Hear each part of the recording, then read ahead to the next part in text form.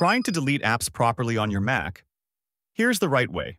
And don't worry, not every app leaves leftover files. First, open Finder and go to Applications.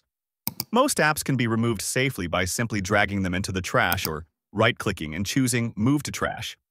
Apps installed from the App Store delete cleanly. They don't leave extra files behind.